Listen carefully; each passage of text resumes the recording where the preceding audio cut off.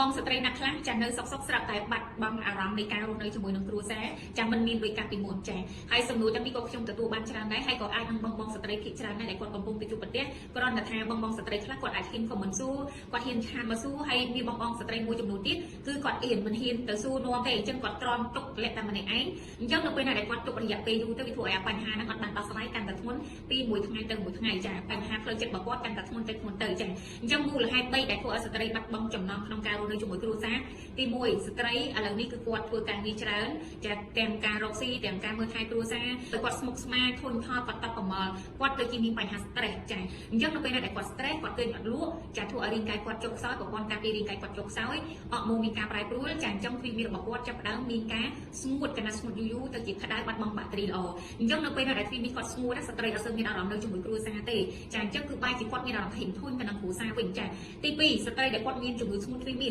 ជំងឺស្ងួតទ្វីមីនេះអាចកើតមាននៅលើស្ត្រីស្ទើរតែគ្រប់វ័យចាបើសិនជាគាត់ចាមិនបានថែទាំនៅតំបន់ទ្វីមីរបស់គាត់បានល្អជាពិសេសស្ត្រីដែលគាត់ឧស្សាហ៍ផ្លាស់ប្ដូរចាការលាងសម្អាតជាមួយនឹងសាប៊ូឬក៏ទឹកអនាម័យដែលគ្មានប្រភពច្បាស់លាស់វាមានក្លិនក្រអូបពេកវាមានជាតិកាត់ពេកឬក៏គាត់អត់បានពិនិត្យមើល pH នៅក្នុងការដកទឹកអនាម័យហ្នឹងពេលដែលយកមកប្រើហ្នឹងវាអត់សមស្របជាមួយនឹងទ្វីមីរបស់គាត់ pH និងទ្វីមីរបស់គាត់តែធ្វើឲ្យទៅជាមានបញ្ហាស្ងួតយូរទៅជាមានជំងឺស្ងួតទ្វីមីដែរហ្នឹងគឺជាមួយផ្នែកដែរអញ្ចឹងកាលណាស្ងួតស្ត្រីអត់មានអារម្មណ៍ក្នុងការនៅជាមួយគ្រួសារទេចាទី3ស្ត្រីដែលគាត់មានជំងឺរលាកទ្វីមីណាអញ្ចឹងនៅពេលណាដែលគាត់មានជំងឺរលាកទ្វីមីចាគឺគាត់មិនសូវជាមានអារម្មណ៍ហើយពេលដែលរស់នៅជាមួយនឹងគ្រួសារហ្នឹងគ្រាន់តែចាប់ផ្ដើមរស់នៅហ្នឹងគឺមានការឈឺចាប់តែម្ដងក្តៅក្រហាយផ្សាមានអារម្មណ៍ថាដូចដាច់រលាត់សាច់របស់គាត់នៅផ្នែកខាងក្នុងមកអញ្ចឹងគឺគាត់ពិបាកខ្លាំងមែនទែនអញ្ចឹងធ្វើឲ្យស្ត្រីហ្នឹងគឺគាត់ដកចោលនៃអារម្មណ៍នៃការឈឺចាប់អញ្ចឹងហើយធ្វើឲ្យគាត់ហ្នឹងគឺកាន់តែមិនចង់រស់នៅជាមួយគ្រួសារថែមទៀតអញ្ចឹងអារម្មណ៍នៃការរស់នៅជាមួយគ្រួសារគឺកាន់តែថយចុះទៅដែលជាហេតុធ្វើឲ្យបងស្ត្រីមួយចំនួនមិនអាចនៅជាមួយគ្រួសារបានដោយសារតែបញ្ហាទាំងអស់ហ្នឹងចា